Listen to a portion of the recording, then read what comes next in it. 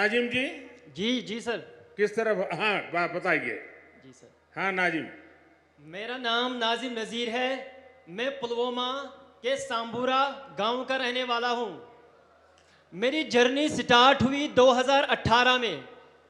मैंने अपने घर के छत पे 2 मधुमक्खी के बक्से रखे थे और मैं उस टाइम पे 10वीं जमात में पढ़ता था। मैं अक्सर स्कूल से आके छत के ऊपर जाता था और उनका केयर करता था। धीरे धीरे करके मैंने इंटरनेट पे जाके उनके बारे में पढ़ा और जब 2018 पास हुआ, 2019 में मैंने सोचा कि इन 2 बक्सों को मैं कैसे बढ़ाऊं। तो मैं सरकार के पास गया। मुझे उस टाइम पे 50% की सब्सिडी पे मुझे 25 बॉक्स मिले और 25 बॉक्स मिलने के बाद मैंने पहली उससे एक्सट्रैक्शन की ऑलमोस्ट 75 केजी। जब मैंने वो 75 केजी एक्सट्रैक्ट किए, मैं उस टाइम पे इतना डेवलप नहीं था। मैं अपना शहद ड्यू बोतल में भर के गांव में बेचता था। उस टाइम पे मेरी पहली आमदनी थी 60,000 रुपये। जिस टाइम पे मुझे ये 60,000 रुपये मिले, मेरे घर वाले भी बहुत खुश हो गए। मैं भी मोटिवेशन से फुल ऑफ पावर हो गया कि मुझे 60,000 रुपये मिले। और धीरे धीरे करके ये सफ़र मैंने सर आगे लिया और धीरे धीरे करके मैंने 200 बॉक्स अपना कायम किए। वो 200 बॉक्स कैसे हो गए? मैंने उस टाइम पे एक सहारा लिया PMEGP का। PMEGP के तौर मुझे 5 लाख रुपए मिले और मैंने अपना एक कारोबार बढ़ाया। और 2020 में मैंने सर अपनी वेबसाइट खोली और वेबसाइट खोलने के बाद धीरे धीरे मेरा एक बड़ा ब्रांड बन गया। और ब्रांड बनने के बाद हमने ऑनलाइन हज़ारों केजीज के शहद बेचे।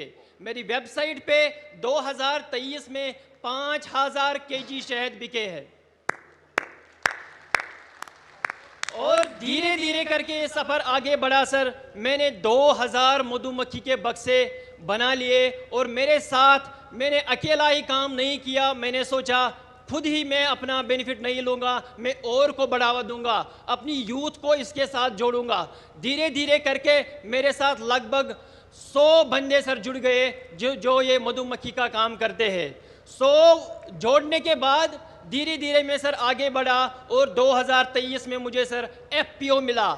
और FPO के मिलने के बाद अब हमारे पास सर कोई टेंशन ही नहीं। अब तो हम FPO के थ्रू मार्केटिंग लिंकेजेस, एक स्टॉल लगाने पर सर हमें एक स्टॉल में हमने 1-1 लाख रुपए कमाया। और वो भी सर डिजिटली। हमें दिक्कत होती थी पहले जब एग्जीबिशंस में जाते थे, 1 लाख रुपए जेब में कैसे घूमते थे सर, क्योंकि आज हमारा UPI सिस्टम है। आजकल हमारी 98% पेमेंट डिजिटली हो रही है। तो डिजिटली ट्रांसफॉर्म होने के बाद सर उसके साथ हम भी आगे बढ़े, देश के साथ हम भी सर आगे बढ़े। Thanks sir. नाजिम जी, जब पढ़ाई करते थे तब क्या सपना था?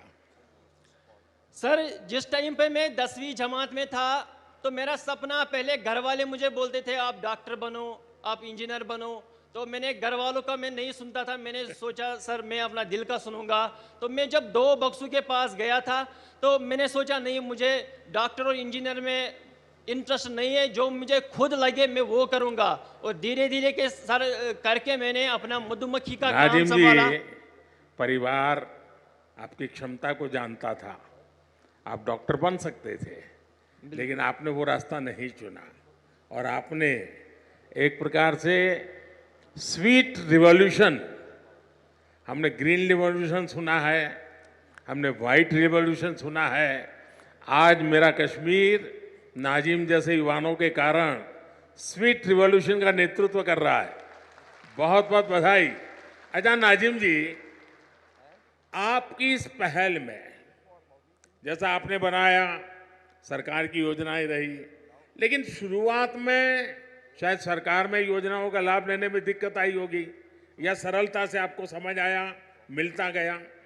सर 2018 की बात अगर मैं करूं तो मैं पुलवामा, बारामूला, गांदरबल, अनंतनाग सब डिस्ट्रिक्ट्स में गया सर, क्योंकि मेरी तड़प थी कि मैं इस मधुमक्खी के काम में काम करूं।